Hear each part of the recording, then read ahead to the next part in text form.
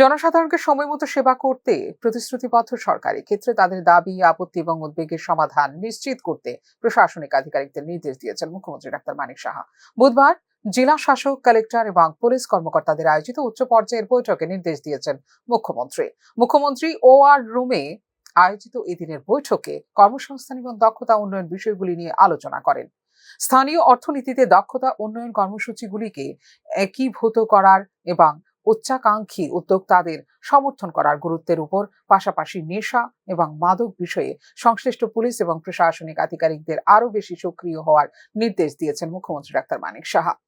উল্লেখ করা যেতে পারে, রাজ্যে নতুন 3টি ফৌজদারি আইন বাস্তবায়ন নিয়ে মুখ্যমন্ত্রীর যুদ্ধকক্ষে গত সোমবার আয়োজিত হয় গুরুত্বপূর্ণ বৈঠক, যেখানে উপস্থিত ছিলেন স্বরাষ্ট্র, পুলিশ, আইন, প্রসিকিউশন, ফরেনসিক, স্বাস্থ্য, কারাগার সহ সকল দফতরের উচ্চপদস্থ আধিকারিকরা।